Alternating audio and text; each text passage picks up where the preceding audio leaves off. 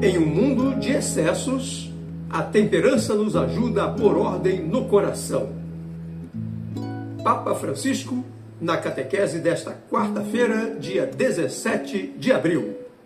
Saiba tudo agora, aqui no Amor Maior, o seu canal da felicidade.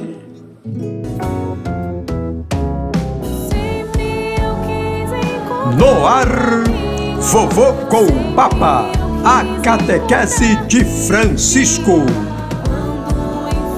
Na continuidade do seu ciclo sobre vícios e as virtudes, o Papa Francisco deu destaque à temperança na audiência geral desta quarta-feira, dia 17 de abril, na Praça São Pedro. Havia a participação de muitos milhares de fiéis e Francisco recordou-nos que, para os antigos estudiosos, a prática destes valores tinha como objetivo o ser feliz, a felicidade. O Sumo Pontífice citou o filósofo Aristóteles para falar sobre a quarta e última das virtudes cardeais. Aristóteles, como nós todos sabemos, ao escrever aquele que é considerado o seu mais importante tratado de ética, abordou o tema das virtudes, entre as quais a temperança ocupa um lugar importante. Diz o Papa, então, que esta virtude, a temperança, é, portanto, a capacidade de autocontrole, a arte de não se deixar dominar pelas paixões rebeldes, de pôr ordem na confusão do coração humano.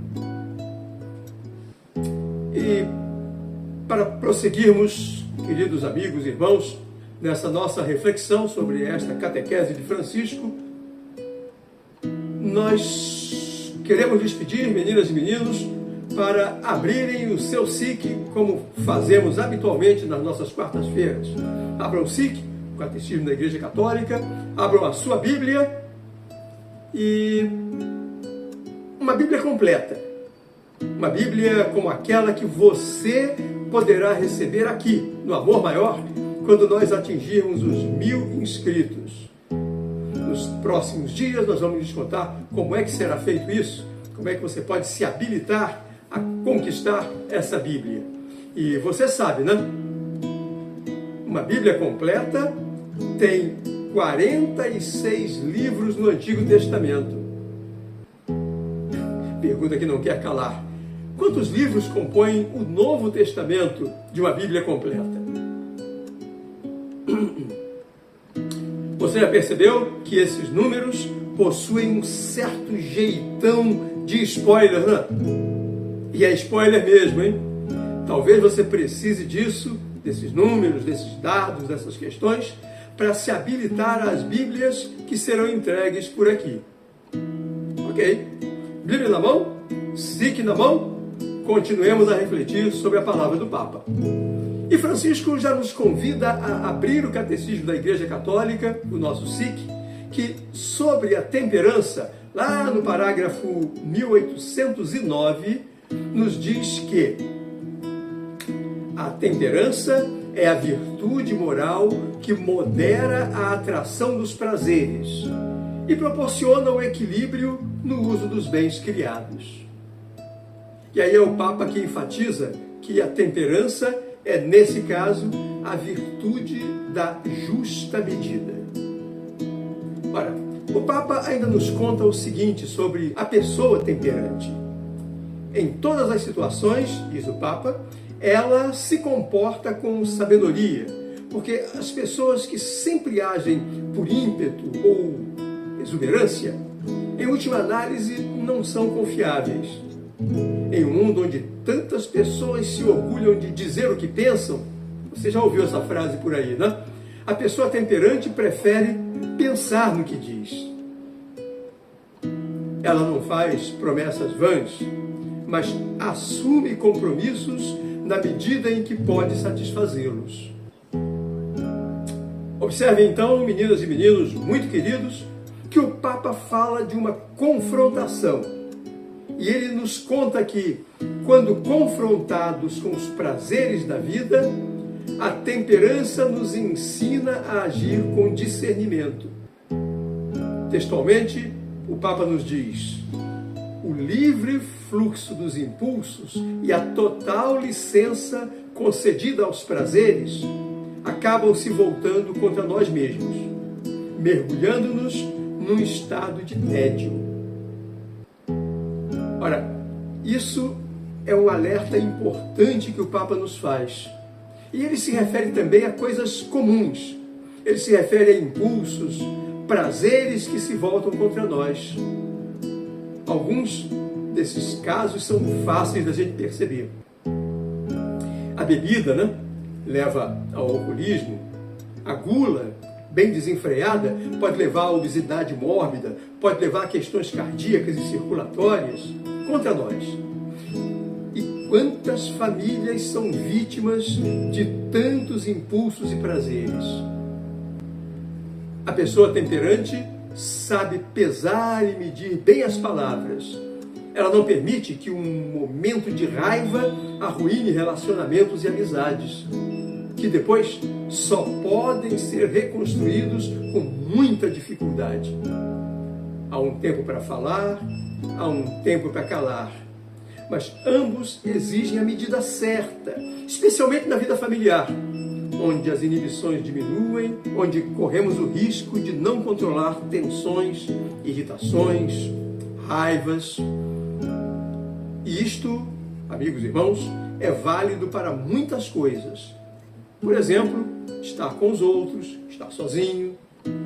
É nesse ponto da fala de Francisco que nós podemos nos relembrar de um livro bíblico bastante oportuno.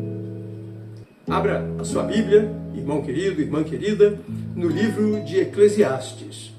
Não o confunda com o Eclesiástico, outro livro muito interessante, mas de agora é o Eclesiastes e vamos direto ao capítulo 3. Eclesiastes, capítulo 3, já no versículo 1, aparece para nós que para tudo há um tempo. Para cada coisa há um momento debaixo do céu.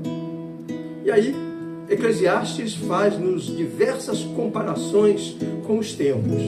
O tempo de nascer e de morrer, o tempo de curar e de matar, o de demolir e de construir, o de chorar, o de rir. E nessa caminhada comparativa do tempo, nós chegamos ao versículo 7 que nos diz: tempo de rasgar e tempo de costurar, tempo de calar e tempo de falar. Papa Francisco acabou de nos dizer: há um tempo para falar e há um tempo para calar, mas ambos exigem a medida certa. O Papa nos está recordando de Eclesiastes, onde essa ideia da temperança aparece extremamente bem contada. Em um longo capítulo 3, com diversas comparações que nos conduzem à temperança, e lá no versículo 7, onde nós temos o tempo de calar e o tempo de falar. Nesse ponto, Francisco sublinhou que manter o controle interior nem sempre significa ter o rosto tranquilo, sorridente. Às vezes é preciso ficar indignado. Você há de concordar comigo que é preciso uma indignação na medida certa, na maneira certa. Eu diria uma santa indignação. Uma palavra de censura às vezes é saudável. Eu posso dizer até que pode ser mais saudável do que um silêncio ácido, um silêncio ressentido, um silêncio endurecido. É nesse sentido que Francisco nos diz a seguinte frase bastante elucidativa: o temperante sabe que nada é mais inconveniente do que corrigir o outro, mas também sabe que às vezes é necessário. Caso contrário, ele daria rédea solta ao mal. Em certos casos, a pessoa temperante consegue manter os extremos juntos. Afirma os princípios absolutos, reivindica os valores inegociáveis, mas também sabe compreender as pessoas e demonstra empatia por elas. Compreender sem abrir mão de princípios e valores, eu diria. Já se aproximando da conclusão da sua catequese, o Papa Francisco observou que, em um mundo onde tudo leva ao excesso, a pessoa que põe em prática a temperança representa o equilíbrio e vive valores próximos ao estilo do Evangelho, como a pequenez, a discrição, a mansidão. E aí o Santo Padre nos ofereceu alguns exemplos do que ele chama de pessoa temperante. A pessoa temperante, segundo o Papa, é sensível, sabe chorar, não tem vergonha disso, mas não sente pena de si mesmo. Se derrotado, ele se levanta novamente. E, se vitorioso, ele consegue retornar à sua vida oculta habitual. Não sai buscando aplausos, mas sabe que precisa dos outros. Não é verdade que a temperança deixa-nos grisalhos, tristes. Antes, faz-nos desfrutar melhor dos bens da vida. E ao final, o Santo Padre nos diz uma frase pequenininha, que é uma súplica, uma oração que todos nós precisamos repetir muitas vezes. Disse-nos o Papa: rezemos ao Senhor para que Ele nos conceda esse dom da maturidade afetiva e social, o dom da temperança. Amigos irmãos, amigas irmãs, não se esqueçam de deixar o seu like e o seu comentário, a sua sugestão, o seu pedido de oração. Aliás, você já se inscreveu no nosso canal? Inscreva-se agora. Venha fazer parte dessa comunidade que prega a paz, o amor, a unidade como um caminho para nos levar à santidade. Observem que é um objetivo ambicioso, nem mais nem menos do que santidade. E antes da despedida, mais um spoiler. Vem aí a campanha Amor Maior, Nota 1000. Fique atento, vamos entregar Bíblias Sagradas para os inscritos no canal. Continuemos, todos e todas, na paz de Jesus, com a espiritualidade de José e no sereno amor de Maria. Até o nosso próximo e feliz encontro.